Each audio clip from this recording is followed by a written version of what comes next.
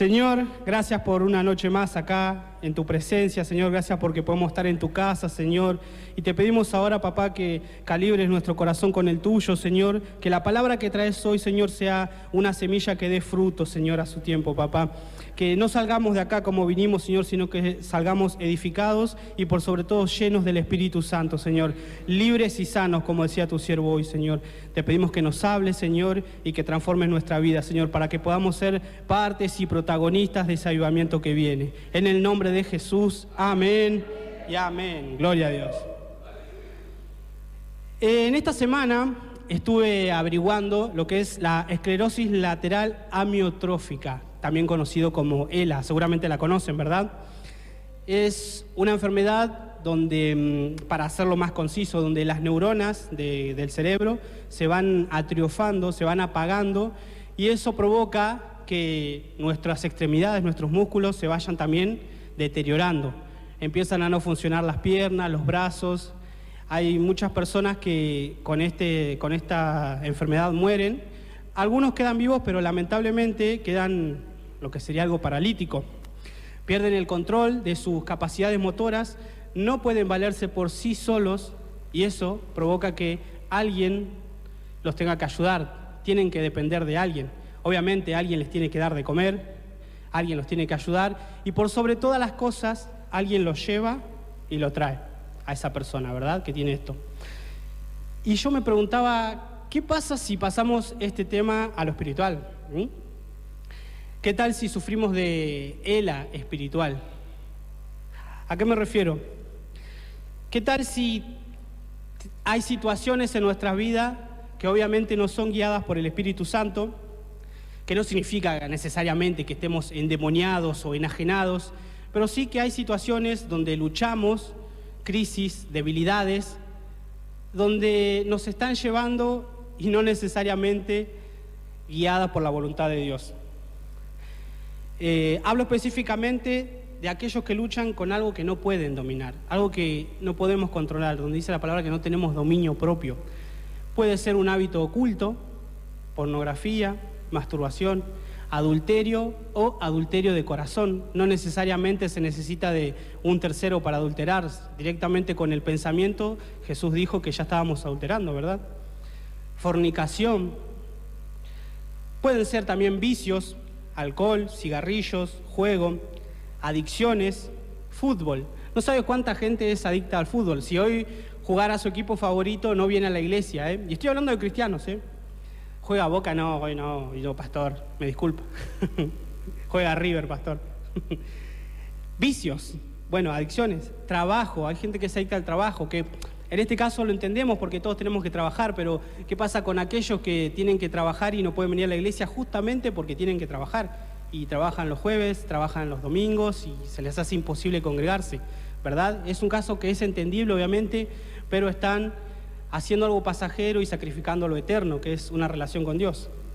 Redes sociales, no se imaginan cuántos cristianos, es algo con lo que yo he luchado muchísimo. En lugar de buscar a Dios, estamos buscando cosas en Facebook o en Instagram, que no es nada malo, no necesariamente es pecado, pero sí que estamos sacrificando las cosas eternas, ¿verdad?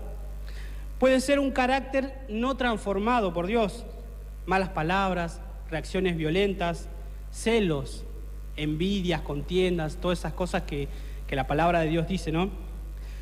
Depresión, ansiedad, ataques de pánico y, por supuesto, Dios no nos puede usar en esas condiciones, con estas cosas, ¿verdad? Estas situaciones nos dominan, a pesar de que amamos a Dios, nos congregamos, lideramos, oramos o intentamos orar, pero esos gigantes siguen ahí firmes y no nos permiten avanzar. Nos llevan en contramano del plan que tiene Dios para nuestra vida. Y ese es el título de este mensaje, en contramano. Porque aunque no lo crean, no se imaginan cuánta gente que se congrega, que ama a Dios, está caminando en contramano. Vamos en contramano, por ende no alumbramos y nos estancamos espiritualmente, como el ELA. No podemos caminar, ELA espiritual. Y en la Biblia hay una historia fascinante sobre un joven que estaba siendo llevado a enterrar, había fallecido este joven. Así que los que tienen Biblia, los invito a abrir su Biblia en Lucas 7, capítulo 7, versículo 11. Y lo leo y dice lo siguiente. Aconteció después que él iba a la ciudad que se llama Naín, e iban con él muchos de sus discípulos y una gran multitud. Cuando llegó cerca de la puerta de la ciudad, he aquí que llevaban a enterrar a un difunto, hijo único de su madre, la cual era viuda, y había con ella mucha gente de la ciudad.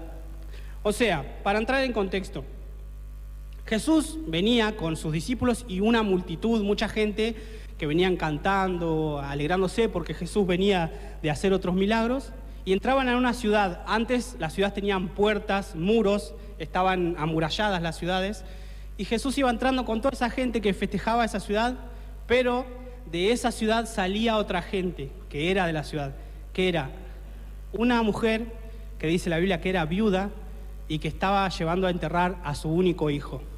Imaginen la situación, ¿no? Qué tragedia, qué desastre. Era el único hijo, encima que se le había muerto el esposo, ahora se murió su hijo.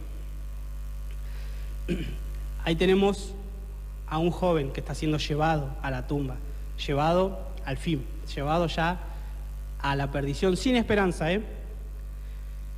Y a veces en nuestra vida pasa eso, como estas personas que llevaban, antes usaba un féretro, que llevaban a este joven a enterrarlo, no saben cuántas situaciones nos llevan a nosotros así, en contramano, porque Jesús viene de frente con la multitud y nosotros estamos yendo en contramano para donde Dios no quiere que vayamos, en contra de su voluntad.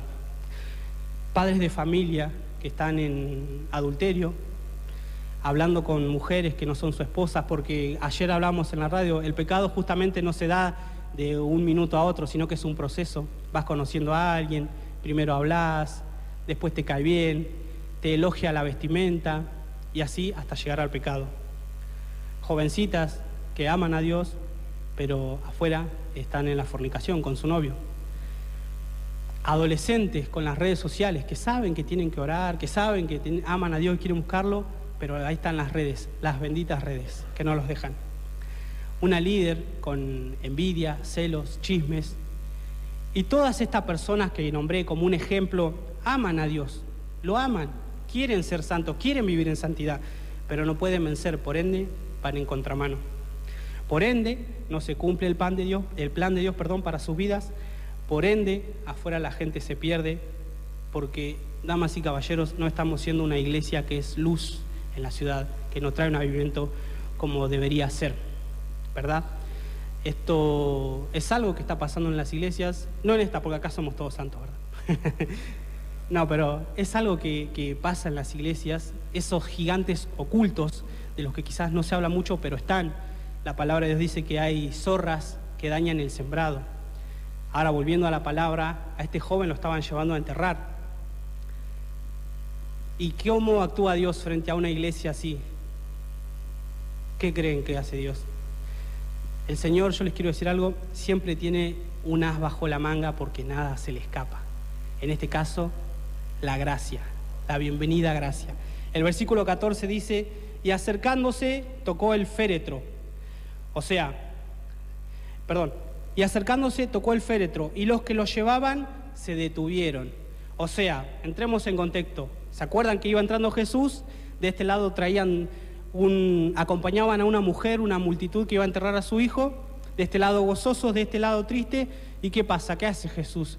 Va y toca el féretro, toca al muerto. Y dice que los que lo llevaban se detuvieron. Pero no se detuvieron por respeto al Señor, por decir, uy, el Señor va a hacer algo, a ver, para, vamos a parar. Se detuvieron porque, primero, no lo conocían, y segundo, en ese momento, en esa época, era impuro tocar a un muerto. No se podía tocar a un muerto, se consideraba algo impuro. Entonces, claro, al ver que Jesús toca el féretro, dijeron, ¿qué está haciendo este loco? ¿Qué hace? ¿Qué está haciendo? ¿Qué estás haciendo, Jesús? ¿Qué estás haciendo qué hace el Señor poniendo a predicar a Adrián ahí arriba, que yo lo conozco? ¿Qué hace el Señor? No entiendo por qué lo pone a Nazareno para la ofrenda. Mirá si yo lo conozco al Nazareno. Uf. ¿Qué hace el Señor poniendo a Peco como pastor? ¿Pero qué hace? Estamos todos locos. ¿Qué hace? ¿Qué hace poniendo a Nazarena en la computadora? No entiendo. Suele pasar, ¿verdad?